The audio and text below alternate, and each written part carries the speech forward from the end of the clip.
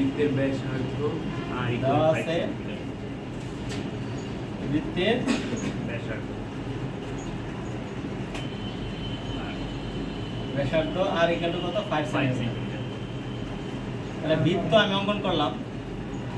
5 centimetre দিয়ে। ঠিক আছে, তাহলে এখানে আর মানে কত 5 সেন্টিমিটার 5 সেন্টিমিটার আছে। তাহলে আমার এখানে কি বৃত্তের কি আছে এখানে ক্ষেত্রফল। ক্ষেত্রফল। তাহলে বৃত্তের ক্ষেত্রফল সমান সূত্র কি? পাই আছে পাই আর স্কয়ার। পাই আর এর মান কত? আর এর মান 5। এটা কত কত হয়? এটা তাহলে হলো 10 পাই। 10 পাই মানে 71.53 বর্গ ও সরি, আর এর মান তো 5 সেন্টিমিটার। এইটুকুর কাজ করলাম। পরে কি আছে? ওই বৃত্তে অন্তর্লিখিত বর্গের ক্ষেত্রফল। একটা বর্গ বানাবো। অন্তর্লিখিত ক্ষেত্রফল বর্গ। তাহলে এখানে একটা কি আছে?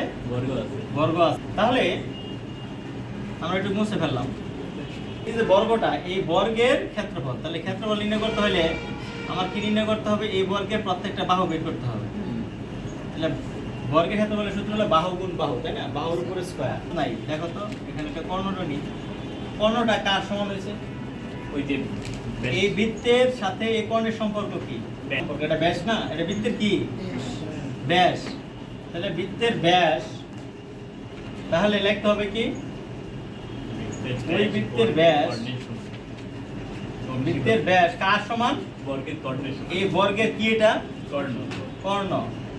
বৃত্তের ব্যাস অন্তর্লিখিত, বর্গের কর্ণের সমান। অন্তর মানে ভিতরে যা আঁকছে এটা নাম হলো অন্তর্লিখিত। অন্তর্লিখিত এটা কি? বর্গ না? জি স্যার।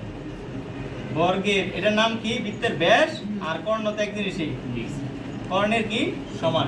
কথা বুঝছো না বুঝো নাই? ধরি বর্গের এক বাহুর দৈর্ঘ্য বা বাহুর দৈর্ঘ্য, বাহুর দৈর্ঘ্য এ, বাহুর দৈর্ঘ্য তো এ, একক দিবা, কারণ এখানে কোনো আমার এ দেওয়া নাই, সেন্টিমিটার দেওয়া নাই, মিটার দেওয়া।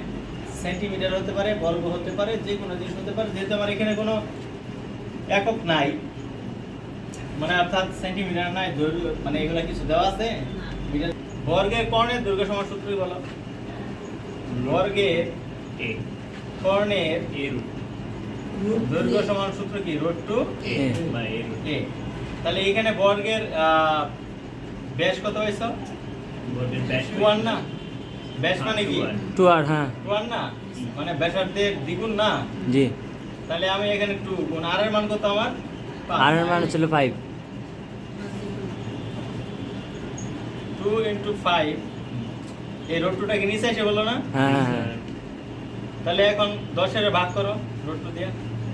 10 এর ভাগ করুন রুট দিয়ে। তাহলে বাহুর দৈর্ঘ্য এ সমান 7.07 একক। 10 এর রুট দিয়ে ভাগ করুন। তাহলে সুতরাং ক্ষেত্রফল এ স্কয়ার, একই কথা। বর্গ একক।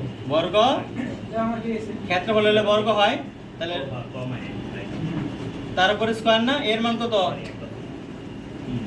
বর্গ একক বর্গ একক। জি স্যার। কত হয় দেখো তো? 49.98 98 বর্গ একক। একক। এখন বলছে কি যে তুমি বৃত্তের যে ক্ষেত্রফল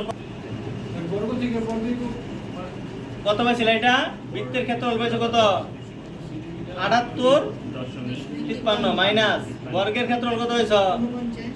49.98 49.98 28.55 28.55